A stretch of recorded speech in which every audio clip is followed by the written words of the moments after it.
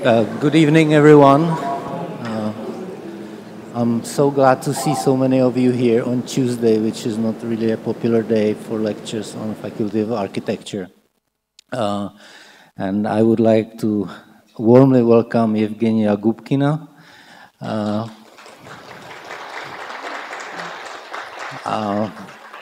We are very honored that we have her here, despite or maybe because of the tragic circumstances in Ukraine.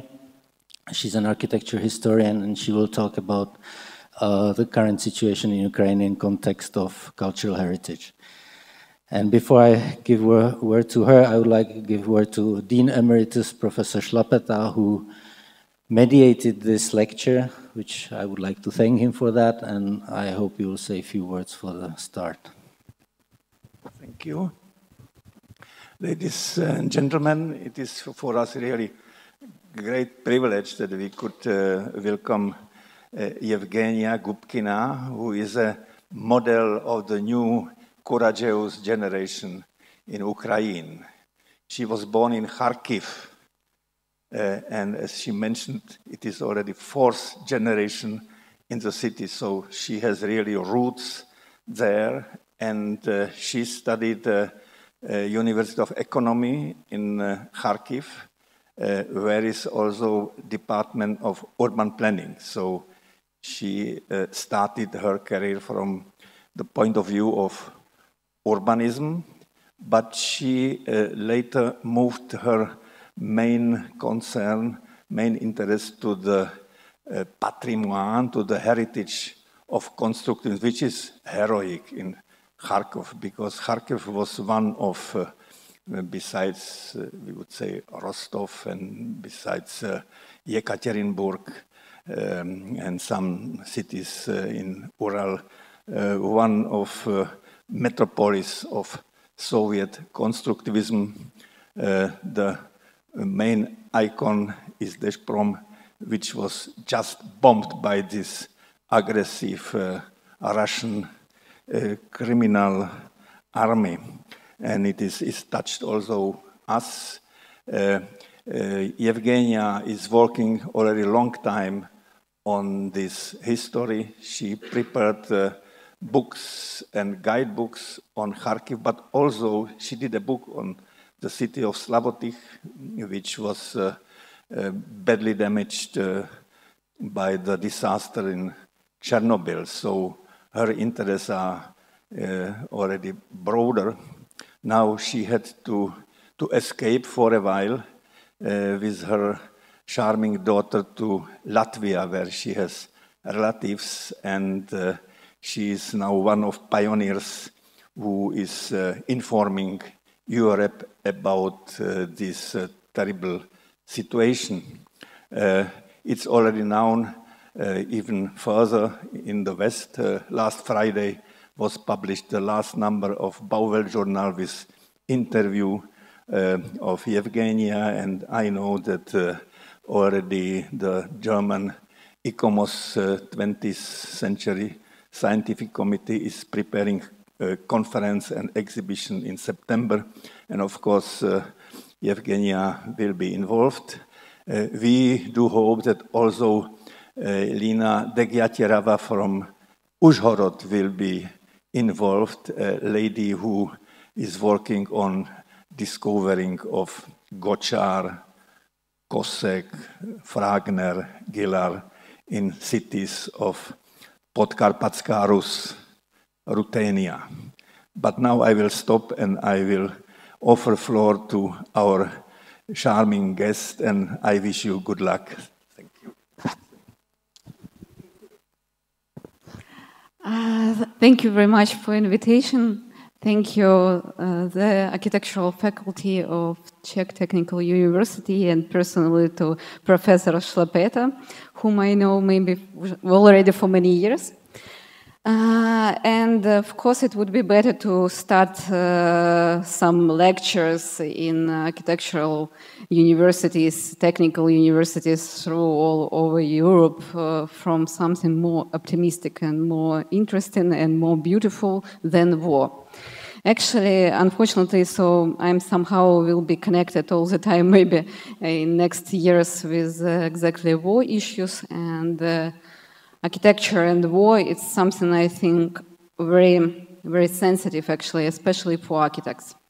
I'm definitely sure that architects are really deeply connected with war issues, and I will try you to show through the analysis of some Kharkiv architectural cases how it was during the Second World War.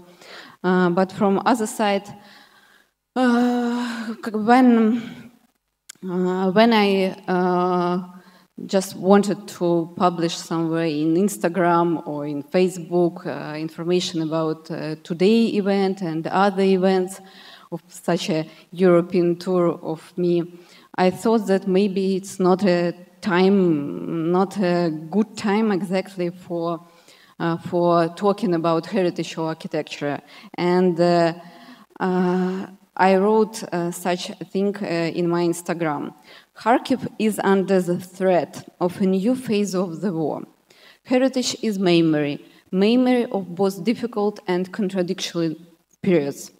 It is hard to talk about heritage preservation while people are being killed. But heritage is not just bricks and walls. It's what is beyond. But what is there? There are people. People of yesterday, people of tomorrow, and people of today. Today they are often as dead or alive as their homes, as their cities, so ruined and so withstanding. And I think when we just questionize that issue, should we exactly talk about heritage during war? Is it the first needs actually when people die? I think that my response will be, yes, we should talk about heritage, but the other thing is how we will talk about heritage and what we understand under heritage and what we will do then, what will be our actions in 2 steps, 3 steps, in 2 years and 3 years. It's in history, it's quite oftenly appeared situation when actually architects start thinking about how they reconstruct cities in the first days of war. Actually, it was the same with Warsaw case when Polish architects started discussing how they will reconstruct Warsaw in the beginning of the war. And it was the same, absolutely the same situation during our war in first days. We already met with a lot of architects and young architects and older architects and started discussions how we will reconstruct cities. Even not so demolished, now they are demolished much bigger. So maybe we all the time are in the same patterns, how we react on such things as destruction of the cities. So today, people very oftenly in Ukraine said history repeats.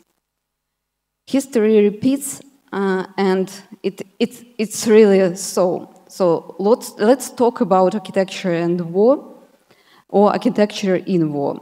And I think we used to recognize such pictures just with the experience of the Second World War. So, and moreover, the system of protection and preservation, usually even of such a famous organization as UNESCO, ICOMOS, and other organizations, they usually design the law response to such destructions, to some cases. And, for example, it was like milestone in the war of the Second World War and destructions of historical cities of that period. And when we knew the case of Rotterdam, case of Warsaw, and case of Dresden. And it was a lot of discussions then in the period of the 80s, 70s.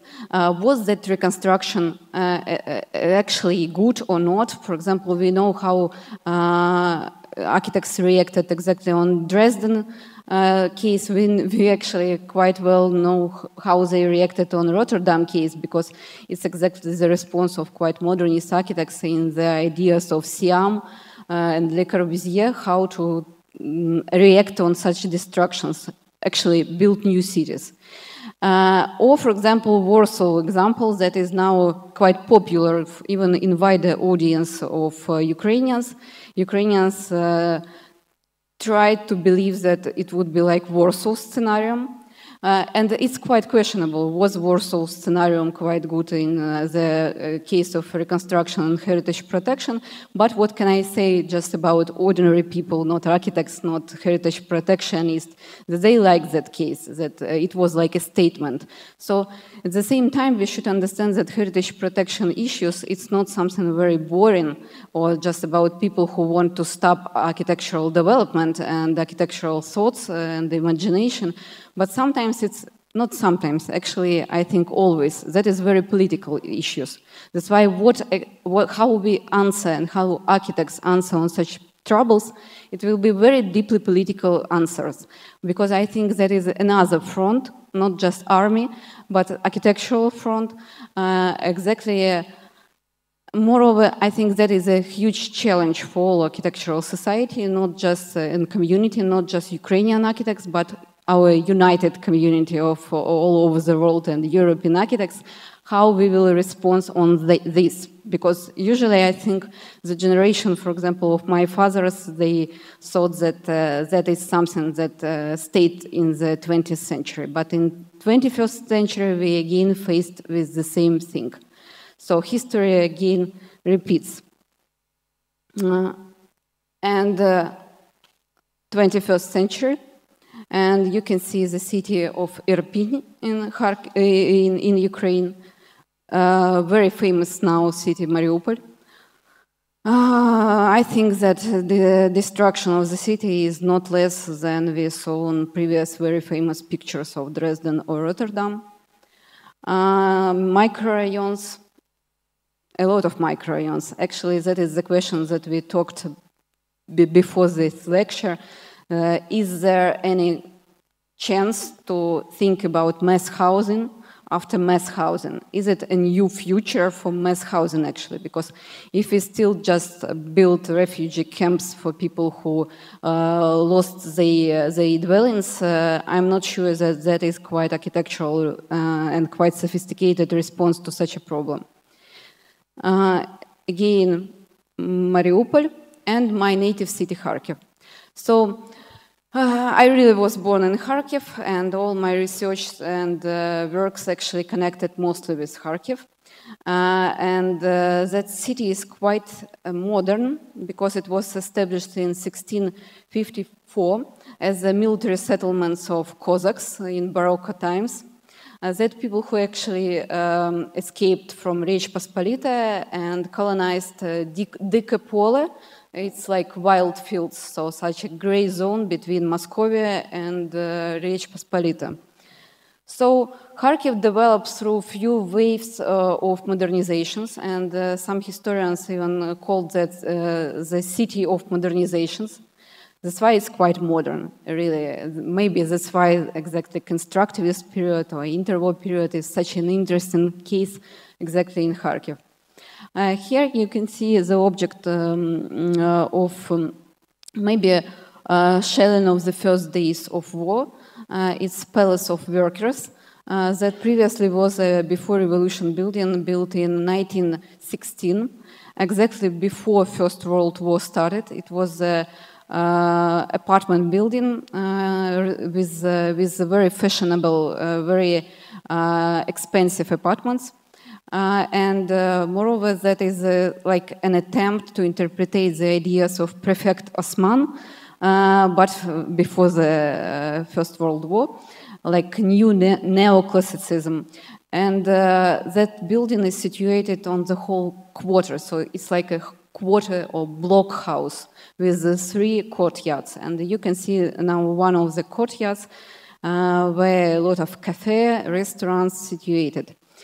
So I can say that here you can see how it looked in first days after shelling from outside.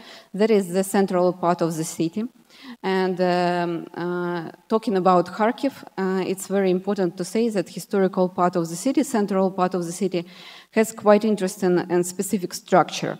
So it's not just ordinary central part and then circles of traditional development of the cities.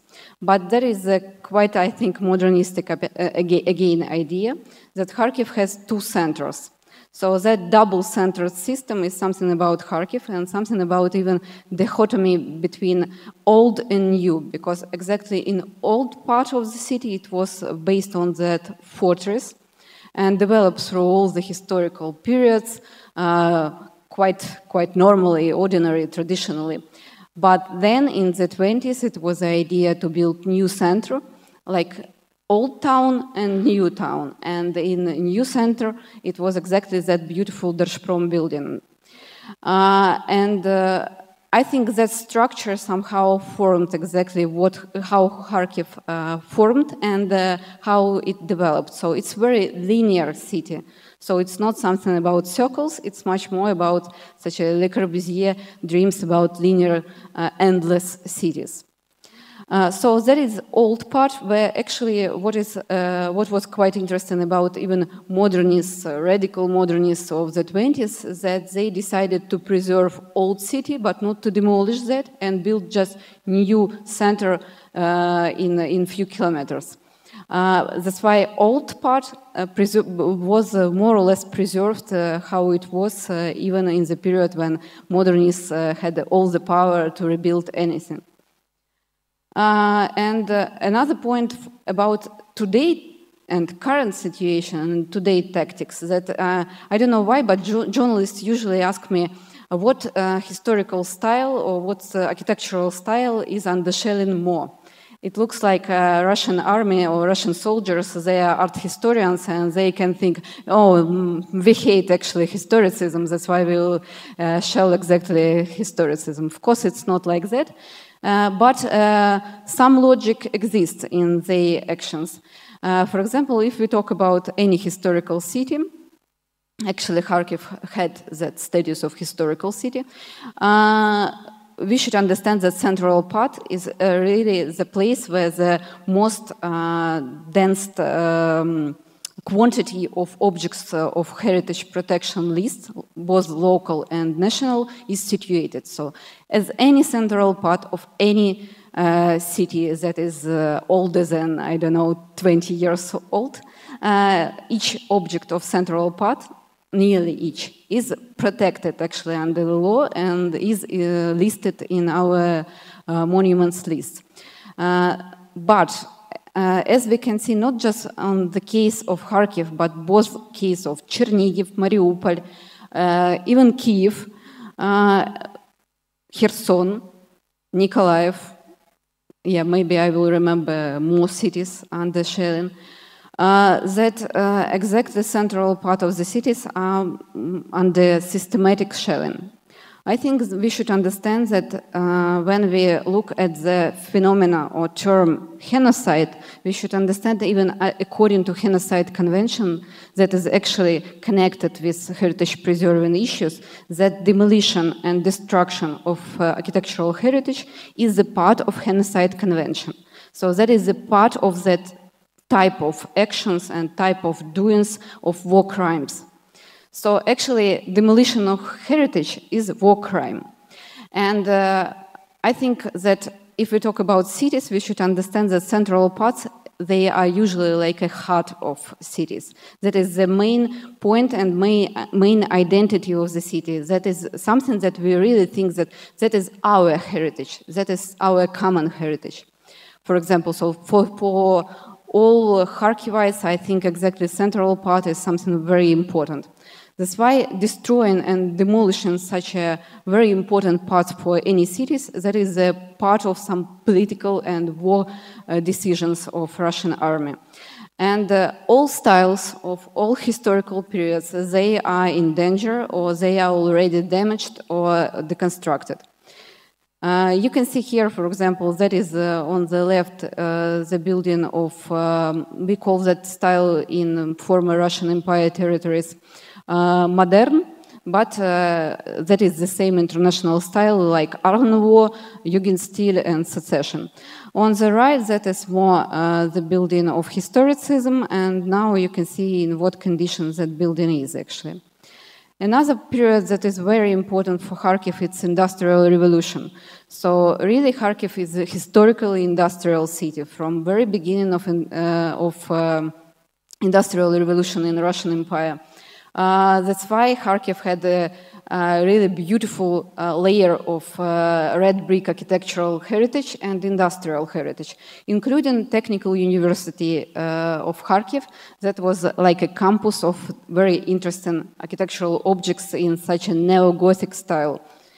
And there is a building in the district Moskalyovka, historical district of Kharkiv, that was twice under shelling, and first time it was more or less okay, but now after second time of shelling it looks like that. Actually that building was listed as industrial heritage building, and unfortunately now is in such a condition. Here you can see the building of that complex of buildings of red brick architecture near that one. And here was a quite interesting object of modern or Art Nouveau style made by a Jewish architect, quite interesting Jewish architect. But what was important about that building, that is really a very central part of the city. And moreover, exactly this object had preserved actually all authentical details of the building. So interiors, staircases, doors, windows, all that was more or less in good condition. Actually, for Ukraine and for any post-Soviet space, that is quite a rare example. Because yes, our legislation based on heritage protection is not ideal, and the criteria of authenticity exactly according to Ukrainian heritage protection law is not so clear, and usually it means when new owner of the building or even city authorities or regional administration own the building, they can reconstruct that, and they actually can just throw away all the historical detail, all the authentical details of the building. But that building was very lucky. So all guides for city and city walks usually somehow was connected with that building to show that we have actually something like in Lviv, beautiful staircases and main entrances. And exactly in the main entrance of the building, that was such a hit.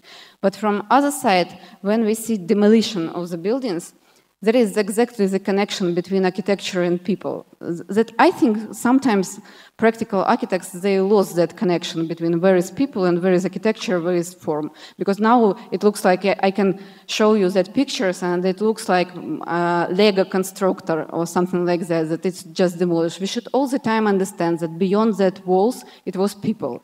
So each time when we see in Instagram or online or by TV that destructions of Mariupol, destructions of Kharkiv, even that modernist panel prefabricated skylines with in video with shelling by Grad system, we should understand that in all that apartments, in all that panel prefabricated buildings, it was a lot of people actually, and they died. So there is exactly the moment of such a tragic connection between people and architecture, heritage and people, and war, unfortunately. That was the building constructed in 1927, but designed before revolution, as I remember, in 1914. Now it was a building for Karazin State University, economical faculty of university. And actually we can understand even from urban planning type of thinking that they actually hit all the typologies and all the functions of city. So unfortunately, it was burned inside the building, and that is very bad for reconstruction, actually, because all the structure in the inside space demolished, actually, and that is very difficult to reconstruct. But why that object was quite important, and what is interesting, that some art historians and critics who took some interviews with me in last days, they said, it's very strange and even sarcastic or ironic that now we start learning the architecture of Ukraine through all that pictures. So we can see that demolitions, and through that we can understand and learn actually what was the history of Ukrainian architecture. Such a strange, I think, pattern, but it works actually. So I can read you a lecture about all that historical layers, but unfortunately with such examples of what we actually lost. So that was the initial project. It was the project of architect Sergei Timoshenko. He was the representative of so-called Ukrainian national modern, exactly developed from 1905, from revolution of 1905, because before that, actually, the development of Ukrainian national styles, Ukrainian language, Ukrainian culture was banned in the Russian Empire. But after revolution, it was some liberalization of Nicola II, and they allowed actually to research, to study Ukrainian language. And what is interesting is that UAM, we have that abbreviation, Ukrainian Architectural Modern, UAM. That UAM developed exactly on the basis of literature circle, very small Ukrainian literature circle, where actually people were ethnographists, they wanted to develop language, poetry, and so on. And the architects, they joined that literature circles and start to develop their language, architectural language of Ukraine. And that's quite common for all Ukraine, not just Russian Empire part of Ukraine or eastern part of Ukraine, like people sometimes call that now, and western part of Ukraine. It was developed through the whole Ukraine. So you can see the examples of Ukrainian national modern both in Lviv and in Kharkiv. So it's something connected.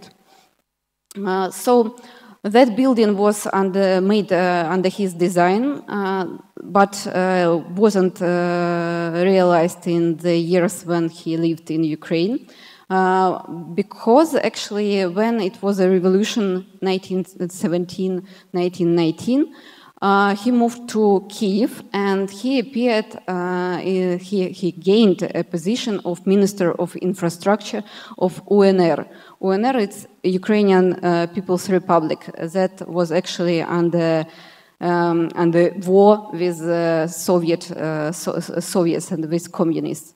So after that, of course, when we lost that war, he should emigrate. First, he immigrated to Lutsk in Poland, and he started design some modernist objects, quite beautiful functionalist villas and so on.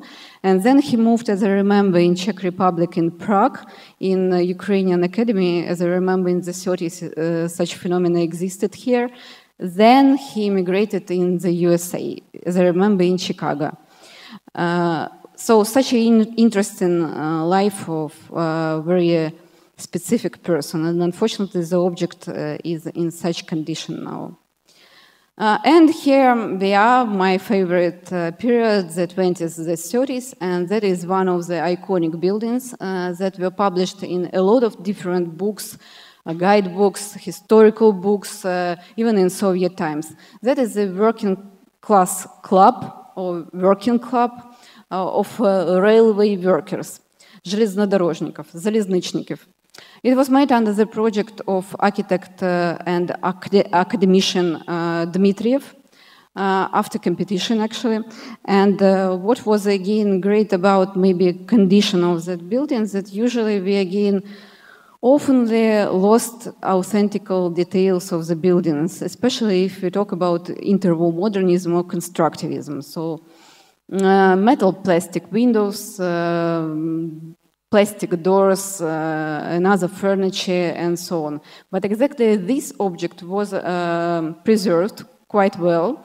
Moreover, during championship, football championship of 2012, Euro 2012, it was some money that from, as I remember, from European Union that our city council had, and used for restoration and conservation of that object. That's why it was some beautiful murals inside of that building that were conservated, and moreover, a lot of equipment of the building were repaired, and it was really in very good condition. So when some architectural historian conferences were in Kharkiv, took place in Kharkiv, usually that object was something like proud of Kharkiv city authorities to show that actually we have some school and some understanding how to conserve modernist heritage. Unfortunately, it was again hit under missile maybe 10 days ago. You can see that it's more or less okay from the main entrance, but actually from it doesn't work. So from left side and from courtyard, it was very strictly hit and damaged. Moreover, we can see on that picture some wooden shields that people put on the doors. It means that it was actually authentic doors, wooden doors with beautiful details and with authentic glazes. Unfortunately, it was broken, and we missed that. And another typology that is very important maybe for any architect, and definitely very important for Kharkiv, it was a cooperative construction movement. So during the 20th and 30s, we should understand that it wasn't a common administrative system that we think about when we think about Soviet Union. So something like during Brezhnev era, it was absolutely different economical system called new economical politics in the 20th and 30s. That was actually something like mix between socialism and capitalism. And maybe one of important things about that cooperative movement allowed people to own their apartments. That ownership is very important, I think, for any architecture and for any development exactly of dwellings. So cooperative movement was very successful exactly in Kharkiv, and when some, I don't know, pro-Russian propagandists can say, look to Kharkiv, Kharkiv was built just in Soviet times. But first, we should understand that in the 20th and 30s, Kharkiv was the capital of Soviet Ukraine. Of course, that was a construction boom at that time. Moreover, from which budget all that beautiful buildings were built? Who paid actually for that buildings, even including Держпром or that house of railway workers and so on? It was all paid from local budget, from Ukrainian budget actually. That's why I think to understand all this just like generalization of Soviet heritage, it's not right, because we should understand that Soviet Ukraine, it was autonomy republic in the from other 15 republics actually, and Russian Federation Republic, it was just one from 15. And so Moscow actually didn't build us anything because we paid for all that architecture. And I think that is very important even for architects, because who is customer, they are actually own the building. So cooperative movement. In the articles of socialist realism in the 30s, that was such a Stalinist shift from modernism and constructivism to neoclassic architecture. It was written a lot of articles that criticized architecture of modernism and architecture of constructivism. And usually they said that cooperative movement, it was absolutely useless thing that failed. But when we look at Kharkiv network, we can see a lot of exactly dwelling districts and a lot of infrastructure, social infrastructure and dwelling infrastructure built exactly in that period, exactly according to cooperative principles. It means that people paid for the construction, people actually paid for the project, and then they owned the apartment inside that building. That is an example on Sumskaya Street, one of such constructivist cooperative houses on the corner of Yaroslava Mudrova, as I remember, street. It was again in quite good conditions with good staircases, and what is interesting, maybe not interesting, but maybe ironic from that situation, on first floors it was very expensive shops. So it's really the heart of the city with the most expensive territories, offices, and spaces. So like Max Mara, Escada, it's something very, very expensive. And you can see how fast actually they can demolish architecture and all the urban environment. So architecture actually is very fragile, I think. And that is the Scientific Institute of Meteorology, built again, as I remember, in 1926. You can see such a typical, very strict corner on the front of the building. Another very important building, according to the historical events that happened actually in Kharkiv and that marked the history of Ukraine in general and Ukrainian culture. That is the house Slova. Slova in English, word. So that was a cooperative house where all our literators, authors, poets, researchers in the sphere of literature lived during the period of new economical politics. But from other side, if we talk about political terms, that period called in our history like national communism. So during that period, exactly in the 20s, it was like a renaissance in all our national cultural movements, in art, in literature, in music, in dance, in any sphere. That's why that period was called Renaissance. The same actually in a lot of other countries when it was a short period of some growing of cultural events and movements. But we have another bit name, shooten Renaissance or executed Renaissance. It means that all the leaders, all that artists who worked in that period, usually they were executed during Stalinist repressions. And exactly in that building, each maybe Ukrainian schoolboy or schoolgirl had such a books about literature, because that is a part of educational process. And each author in that book, usually they somehow lived in that building. So it was so important point, so important hub for all Ukrainian authors. And most of them, they were executed during exactly Stalinist repressions of 1936, 1938. And that's why it was for many years like a question how we should preserve such type of heritage, difficult heritage, tragic heritage, if people still live there. That is other people, but they still live there, and they know that they live in some apartments where people were killed or executed or took away from that apartment. So even it was some discussions that people and the residents of that building, they said, we don't want to live in cemetery, actually. That's why please stop walking here, stop talking about all people who are dead, actually. But one of our contemporary poets, Sergei Zhadan, he initiated, as I remember, in the end of 90s, to put the historical plate on the building where that story should be described, and all the names of all people who lived there was written. So exactly that very important historical place, and moreover the object of constructivism, and cooperative house was under the shelling, as I remember, 2 weeks ago.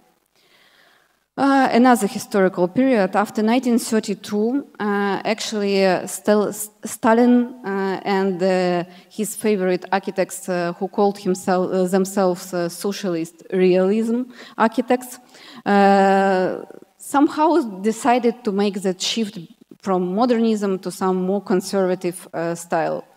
It was connected with the competition on palace of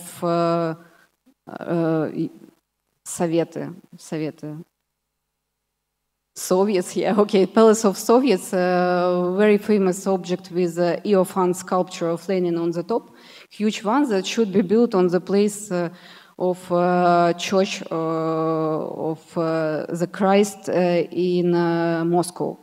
So that competition was very important. After that, socialist realism appeared as a one main style and then just the one allowed style. So all that modernist experiments, they were banned, and all constructivists, they were called cosmopolites or internationalists or some enemies, actually. But it was some small period that we usually call post-constructivism, or even sometimes Art Deco style. So that building was built under the project of architect Tratsenko. Tratsenko, before revolution, was a member of that UAM, Ukrainian Architectural Modern Style. But he decided to stay in Soviet Ukraine and continue his experiments in some findings of national roots and national ideas. Exactly during Stalinist socialist realism, it was a period when they tried to involve national features to architecture, to that bigger imperialistic construct, I think. That building actually before the Second World War looked a bit different, and it's typical thing when we talk about post-war reconstruction of any post-Soviet cities. When some objects were damaged under war, usually Stalinist reconstruction of the 50s or end of the 40s included to put such a Stalinist layer or socialist realism layer of decoration. Even sometimes I call that exactly decoration, put decoration on the buildings. Sometimes they put such decoration on quite modernist buildings that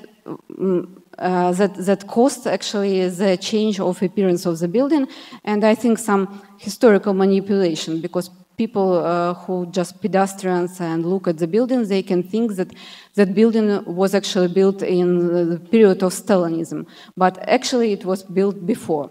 So it's something like Egypt pharaohs, that each new pharaoh, they want to demolish some information about previous one.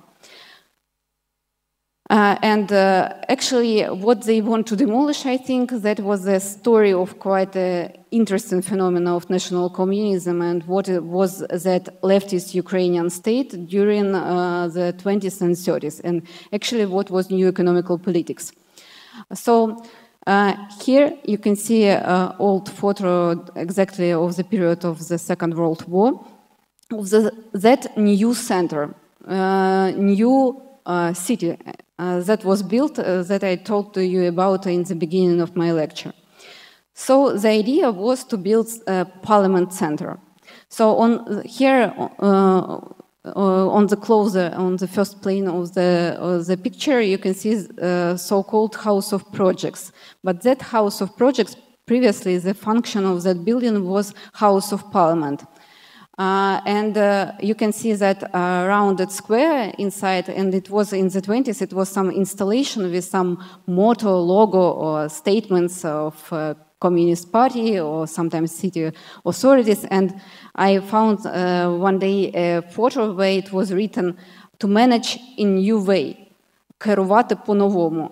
It means that exactly in that central point of that square, they try to show that that is exactly like a management center of all Soviet Ukraine. That was the heart of power of Soviet Ukraine. Moreover, you can see even such a semiotic idea of rounded space that is somehow like universe. So it's all a new world, a new universe that was built under the power of national communism. And actually, what was that management in new way? On which basis or on which columns they decided to bring the idea of new power? And I think it's quite interesting thing that they tried to implement that theoretical things in space, in huge space, because that really very big. It's enormously big ensemble. So how they plan to manage? Of course, parliament. But in the central part, you can see exactly Держпром building on the left. Держпром building, usually people don't understand what's the function of building. I think as an architects, we should all the time think, especially when we try to interpret modernism, we should focus exactly on functions, because form follows function. So function of that building, it was a house of syndicates and trusts. And even previous name of that building was House of Trusts. Here you can see that combination between exactly capitalism and socialism. So trusts and syndicates, that is quite a form of capitalism, and even maybe American capitalism, and that is an evidence of such a phenomenon of Soviet Americanism on those times. So exactly in that building, all industrial trusts should be situated like in office building. Of course, that building is famous that is the first skyscraper in Soviet Union. Moreover, that is concrete. That is monolith concrete building.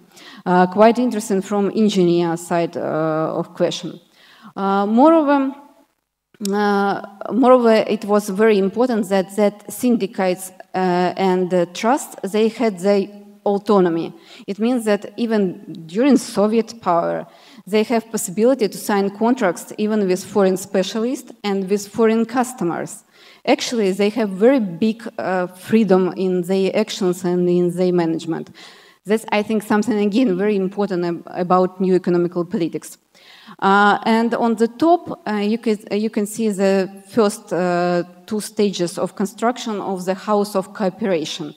Cooperation, that is another basis of new economical politics. So it should be based on trusts, industrial trusts, and cooperation. Cooperation exactly in agricultural sphere. So maybe somebody from you remembers that Soviet type of agricultural settlement called savkhoz. It was something where people from villages were like prisons and should just work for the state. But exactly that cooperation, agricultural cooperation, it was like a form of farming. It means that they were farmers and they actually can earn money and to involve that money in their budget, wherever they want. So that cooperation and that trust system, it was all banned from 1929, and from that period, actually a bit earlier, from 1927, it was a starting point for that shifting of Stalin from new economical politics established first by Lenin to common administrative system, actually that we heredited in 1991, because it was a very long period of that common administrative system. So that was that universe, actually, how it worked. And here you can see exactly what I tried to explain you in the beginning, how old part of the city is connected with that new structure. Moreover, I think that is quite beautiful picture because it shows how new modernist huge structures appeared and incorporated in that network, chaotic network of old city. So that is like some, I don't know, cosmic detail or machine that just landed to that old city of Kharkiv. Here you can see exactly pictures from Pshenichnovo archive, how that square looked when it was finished, but not decorated yet by Stalinist reconstruction. Exactly our main iconic building, that is Держпром. Держпром now is in temporary list of UNESCO, and I think that all our united community of architects and conservators should do enough to explain that that object should be listed exactly in World Heritage List, and not as a temporary object, but as a permanent object. Because I think it's definitely is a masterpiece, it's definitely an iconic building, and moreover, I'm definitely sure that that is exactly the common heritage. Because, you know, heritage can divide nations and people, but it's better when heritage unite nations. And I think that that is exactly that example of international modernism that can be understandable from any point of the world and from any architectural position. So the idea of Serafimov, as he said, was to connect the building and to build all the concept of the building, of the form of the building, exactly on that bridges.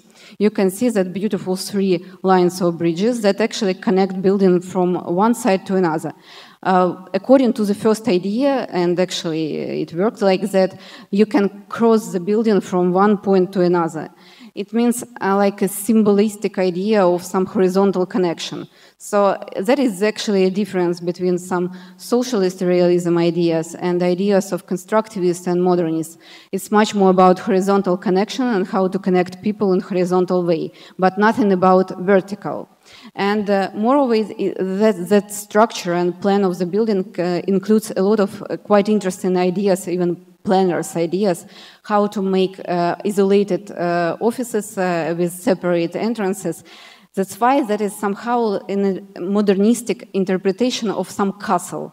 And even Serafimov, he called that around that square that I showed you, that is like a fortress. So that old part was built on the fortress, but the Baroque fortress, and that is a new fortress, a new castle of new life.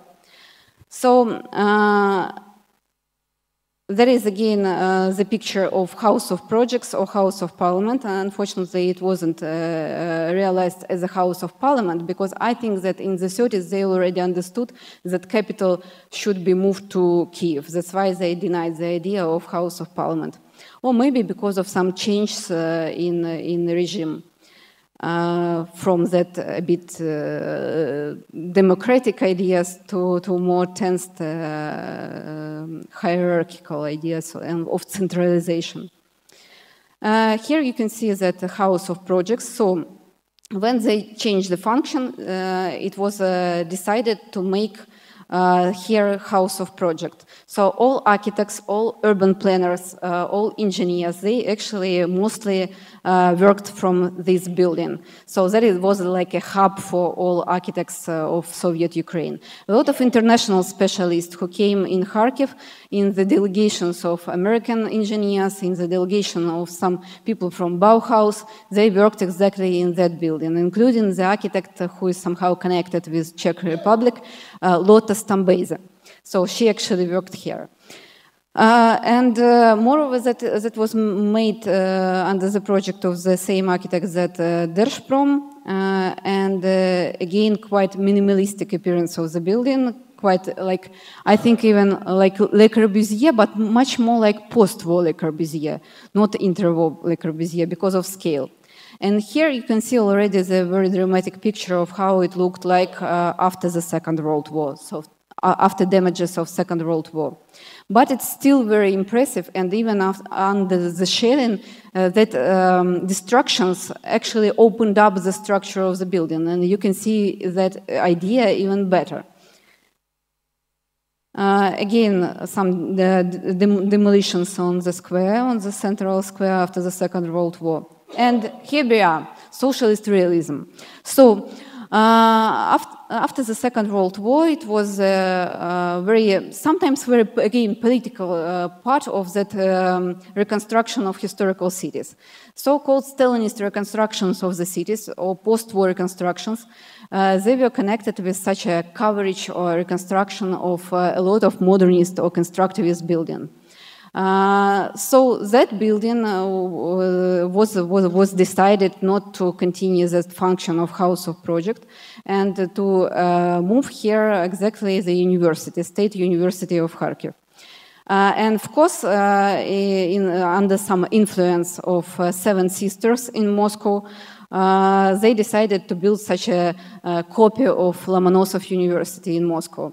But at the same time, you can still recognize that House of Project structure. So they just covered that with that columns, with architectural details, and with that such a huge spire. But actually, they designed that project so long that when that project appeared, it was already Khrushchev draw. And during Khrushchev period, it was the returning of second wave of modernism in Soviet Union. And it was the period of a fight with exiles, or борьба с надлишками, борьба с излишествами. It means like the fight with decoration. So by Khrushchev, it was banned to make all the decorative details again. And when they went to committee said that, guys, that is 1955, that is already sweet 60s nearby. What are you doing, actually? And what appeared? They didn't decide to return to previous project, and they didn't finish that project with this pile. And such type of architecture that is somehow in between Stalinism and that second wave of modernism, called in Ukraine обдирная архитектура, or scratched architecture. It means that the project was actually a socialist realistic project, but then under the construction it was changed and scratched, so details were scratched. And now it's not that and it's not this, actually. The same story, nearly the same story, was with the Hotel International, or now that is Hotel Kharkiv, on the main square, the same square. So that building was made for delegations of Comintern or International Communist Party delegations who should come to Kharkiv for some big events. So it means that a lot of international audience should come in Kharkiv, and that should be their place. It was made by the project of Yanavitsky. He was quite young Jewish architect, and at the same time he was the son of a revolutionary. That's why it's somehow connected, such a continuity of leftist relatives, I can say. So the project was shown on the Paris exhibition of 1937, where you remember that Nazi pavilion with eagle stood in front of Soviet pavilion with рабочие и колхозница. And it was even honored with some fellowship or something like that. That's why that young architect, he was very proud of that object because it was shown in Paris and even nominated. But after the Second World War, during the Stalinist reconstruction of the center of Kharkiv, it was again covered with such a layer of Stalinist realism. And it was made by the same architect Yanavitsky. And what is interesting is that if such architects, they were still alive after the Second World War, they should do that for free. So they should do that change actually for free, because it means their project was very bad in the 30s. That's why now they should change that project. He was very sad and frustrated, not because of free work, but much more because he should change his project. But at the same time, he says that maybe it's better that I would do that than some other architect. That's why actually all the details that she put on the building is very simple actually to remove again. And another, and maybe the last object that I will show you today, that is the building of Central Committee of Communist Party on the square. That was made under the project of Jewish architect, Kiev Jewish architect Steinberg. Steinberg was quite an interesting theorist of leftist architecture, and even I can say Marxist architecture. So he really wrote some quite interesting manifesto about what is the Marxist architecture and how historical materialism should appear exactly in space or in architecture. So his idea was, if that building is the Central Committee Party building, and actually the territory contains old building of regional administration. You can see that on this collage. That photo of old building of historicism, it was before revolution time building. He said that if we look at the architecture as the main thesis of Marxist theory is about basis and superstructure, so you can see here bourgeois heritage, that is the basis. And here you can see that beautiful white structure, that is actually superstructure that built on the basis. So that is like a sentence of exactly how he tried to interpret it in architectural language, very theoretical, philosophical ideas. But what was really surprising is that they really realized that idea. That is, I think, quite fresh, even now. So it can be common, or it can be currently produced project now, I think. So they really preserve that old historicism architecture. But in, you can see that on that right down image. But in 1932, it was a decision of Central Committee of Communist Party that that idea with preserving that historicism and new structure, it's too controversial, it's too dialectical for them, it's two opposites. And they decided to change that dichotomy of some contradictional new and old, and try to scratch exactly that architectural details of that historicism building, to make that like the monolith. And during the Second World War, that object was under shelling, and it was preserved partially. So few parts from few wings, the two wings, they were preserved actually, and basement of the building too. But on that basement, this was built. So again, like very essence of socialist realism, and what actually Central Committee of Communist Party, how they want to represent actually themselves. And we can see such a change between their representation in space through such a bold idea of dialectics between old and new, to such a typical, I think, architecture of socialist realism with such a huge Corinthus order and so on. But for many years, when I led some tours in Kharkiv, I criticized that building because I really don't like socialist realism. I'm much more about modernism. But now it became quite famous. That picture was published in Washington Post, in New York Times, even Vice News guys, they were there, because of the war and shelling to the central square of Kharkiv. So after 1991, that building changed the function to regional administration. So that is exactly the regional administration. It was heated, and it was one of the first objects in central part that was heated. I remember that surprise, when you never expected that exactly in the heart of city something can be, something like missile or rocket can just fall down. Moreover, again, about connection with people, like, as I remember, 9 people died in that building. One of them, they are quite interesting, young, prominent mathematics, female mathematics, who was in that building, actually. So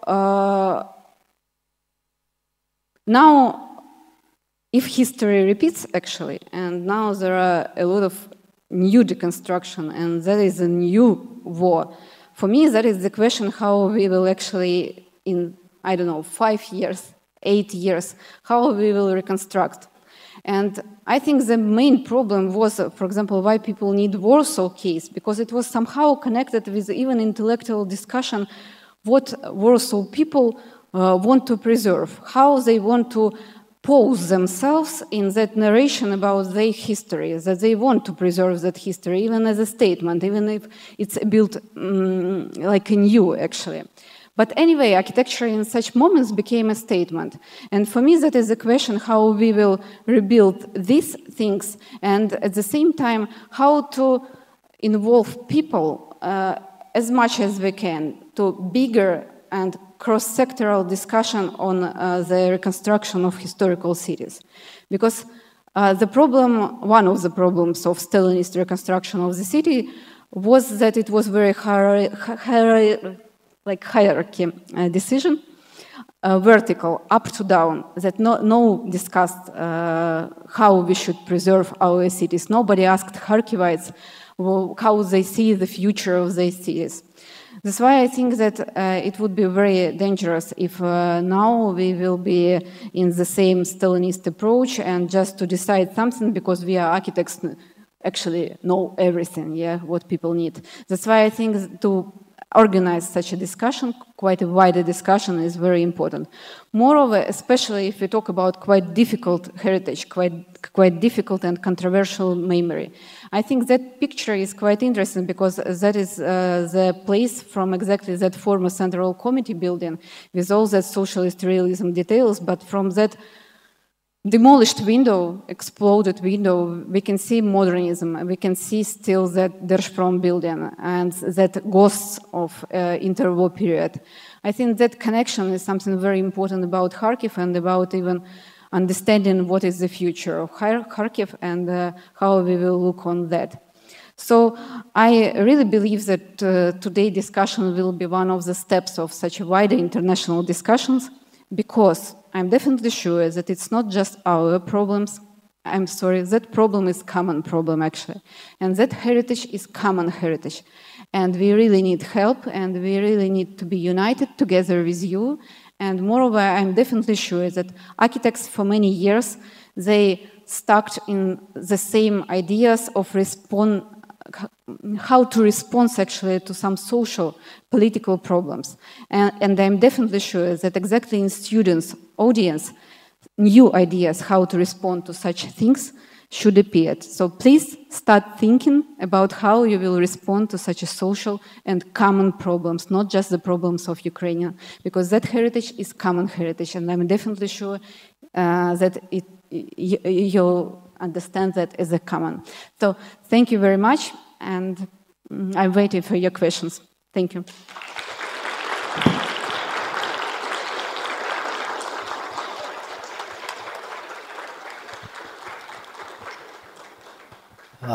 Thank you very much for your lecture. It's I would never think that we would see such shocking images in 21st century of someone trying to destroy the whole nation, including the historical footprint.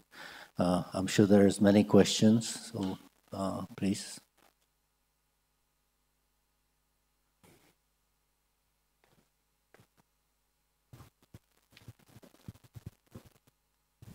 Hi, thank you for your lecture. I was a bit late for it, so sorry for that. I would love to listen it fully. I'm coming from Yekaterinburg, and it's in Russia, and Yekaterinburg is kind of known for constructivism, and how we have it in my city, because this pictures made me think of that, is that I love how they reconstruct and kind of try to preserve the older buildings. For example, we have like Городок Чекистов, which is a building which was, I think, NKVD or something, building structure. So yeah, it's very beautiful example of constructivism and I think modernism maybe. So maybe if you could share, like, what are your views on that? Like, I mean, you already kind of started this discussion, but I feel like it's kind of, I mean, it's devastating, obviously, to see these pictures. But for me, it also, because I'm not a fan of socialist realism. Sorry, I hope I pronounced it well. So yeah, and now it's kind of like a renewal, getting to the basis, getting to, you know, like the older structures, and maybe how do you see this process of, you know, like rebuilding it? And yeah, thanks.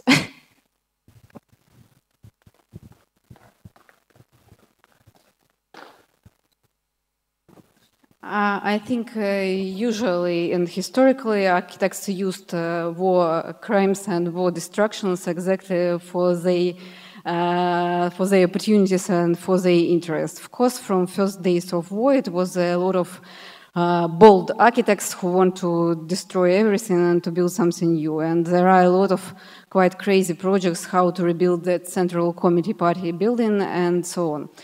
I think that the response to that should be exactly go and work according to the law, because actually in Ukraine we have heritage protection law. So all the decisions should be based exactly on this. So we should be in legal sphere in these decisions. As I said, discussion is very important, but at the same time, the discussion should be quite critical. So we can't just say, how wonderful building it is. That is actually the Central Committee of Communist Party. We should understand that. That's why that intellectual interpretation of that heritage, quite critical, should appear actually. And that is something that architectural critics, intellectuals, sociologists, historians should do. That is actually our job.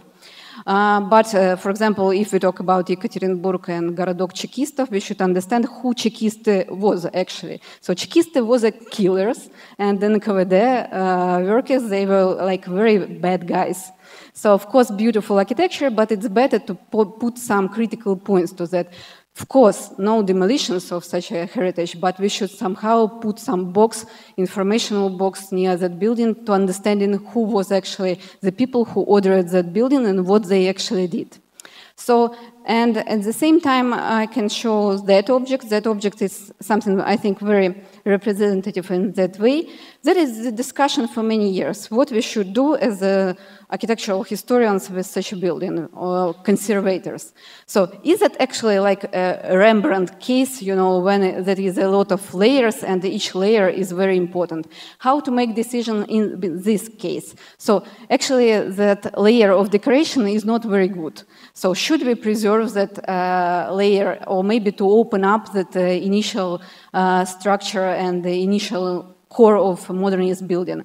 At the same time, for example, I remember it was some professors from Austria who came in Kharkiv and asked me about guiding tour, and I described that situation, and they said, oh, it would be very funny postmodernist joke if the half of the building we opened up and the half of the building we preserve like it is. But I said, it's a great idea, maybe, but actually that is not a joke, that is our history, so it's not funny at all. So that's why I think that very important decisions should be based exactly on very intellectual discussion, including locals, including students who actually are students of that university. At least we should bring there a historical box with all that appearances of the building. It would be the minimal cases what we can do. From other side, I remember that I asked during one of my interviews with Jean-Louis Cohen what we should do. And he said that definitely I'm that guy who want to rescue and to open up modernism. And moreover, he joked that it would be like decolonization process. He meant actually to take off columns.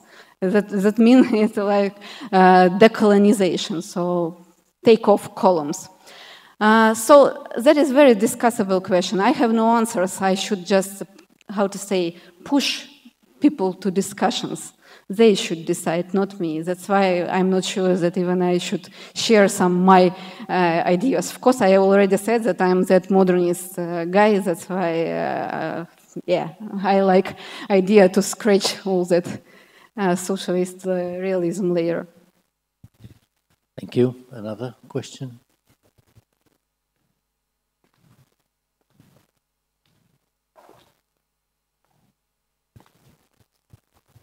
Hi. First of all, thank you for the lecture once again. I actually have two questions. The first one is a question concerning Ukrainian heritage protection, like in general, because from my experience, I'm from Ukraine, by the way, and from my experience, what I've seen, the buildings of the same time period, but like in different towns and cities, have very different level of preservation and very different kind of way the general public sees them. And I don't know, you probably know this scandalous situation in summer with the Kvity Ukrainy building in Kiev, when like the general public definitely didn't want it to be demolished or touched or changed in any way, but the developers think otherwise. And what's the biggest issue inside the heritage preservation in Ukraine? Is it like, I don't know, something very fundamental and quite silly as like state budget in different cities and towns, or like if it's lack of connection between architects and common audience, or is it like lack of communication between the architects and the government? What's the biggest issue?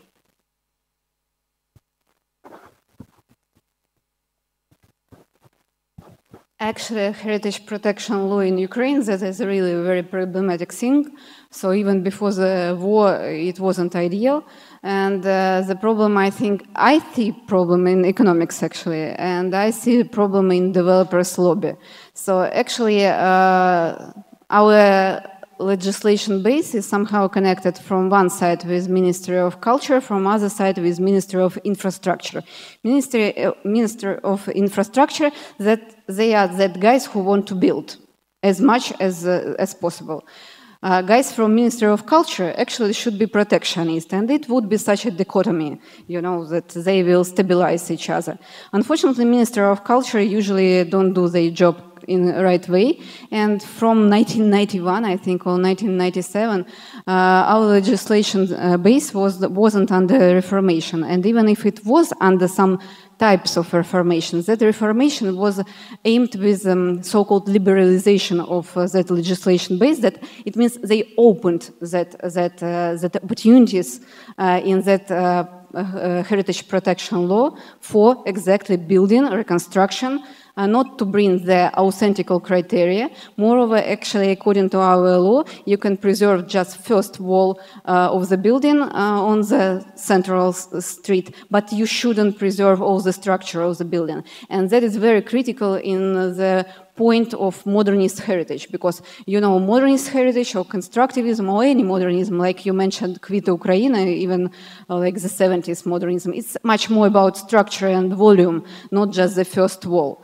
So that is very problematic. And of course, inside of Ukraine, we should start that discussion how we should reform and in which way we should reform exactly that heritage protection law, especially in face of such a Russian aggression and such demolitions, because otherwise we will lose everything, really, just no heritage in our cities. Moreover, another problem is the problem of historical areas. I don't know why, but no, of course I know why, because of corruptional schemes. Historical areas in most of Ukrainian cities, they were not established.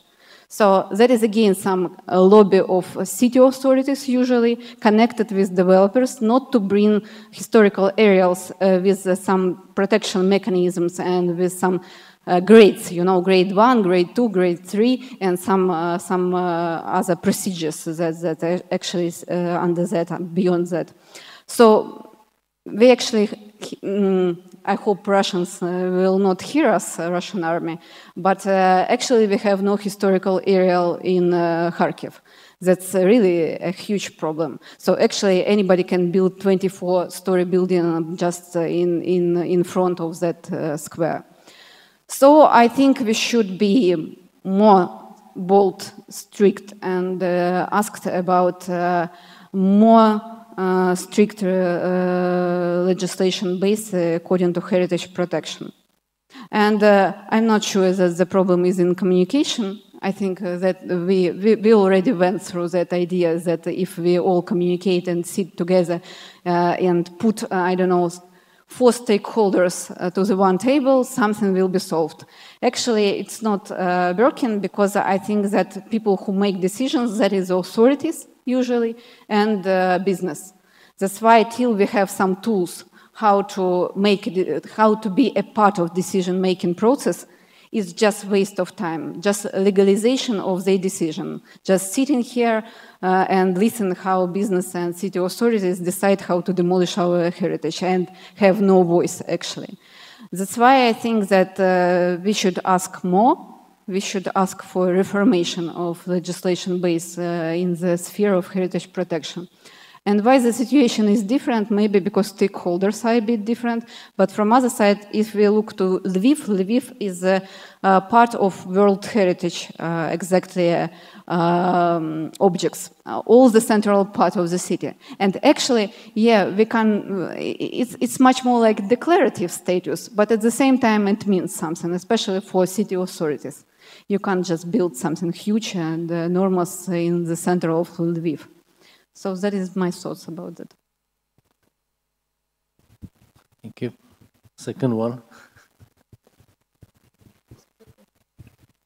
And the second question is concerning something you said during the lecture, actually, and that was something that we should have this perception of architecture in relation to the user, in relation to the people, the public who actually uses the building or just walks by the building, who just have it built in somewhere around in the city and have some kind of relationship to that building. And I know about your project with Alex Bykov, which was Soviet Brut. And was that an attempt to popularize this kind of architecture that the general public kind of does not understand or doesn't really think it's worth preserving, doesn't really view it as heritage because it's not very obvious. It's not like, I don't know, some kind of opera house in Lviv. It's not something that is beautiful in the eye of some common beholder. I don't know how to describe it actually, but like, I hope you know what I mean. And yeah, was that an attempt to start some kind of public discussion, an attempt to start calling people out on the lack of the architectural awareness or on the lack of the historical awareness of those buildings, or was it mainly aimed for the architects?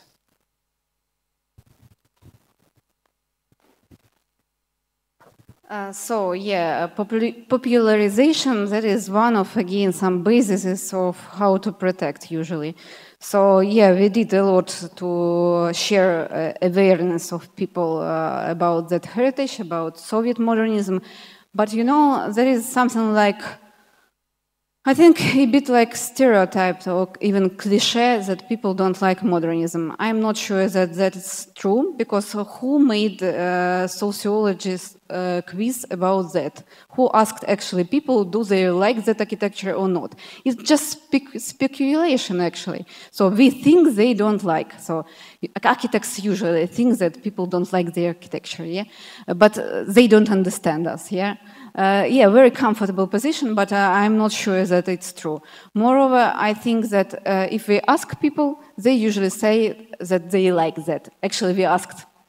Yeah, we had even one project that we asked, and we made some sociological surveys about such buildings, because people usually like some practices. They usually some memories connected with that building, some experiences that is connected with that buildings, but not so much about form, actually.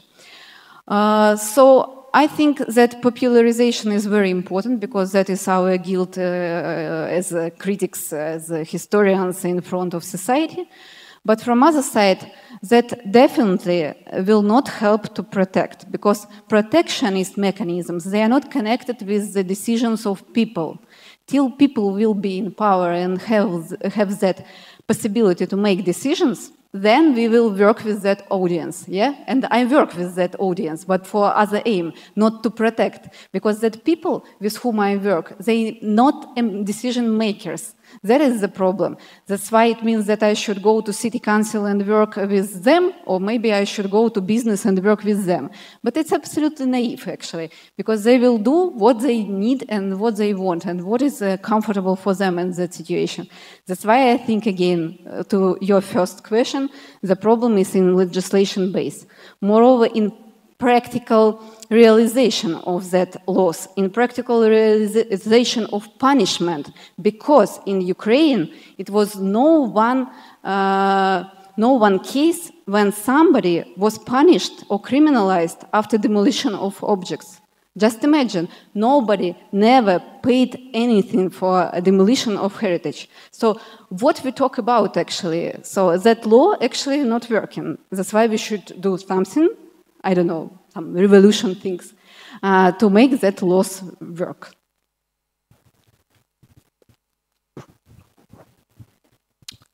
Another question? Maybe I have last one. I'll follow up on what you said at the end of the lecture. We touched it a little bit when we talked before. How can we, as architectural schools, help?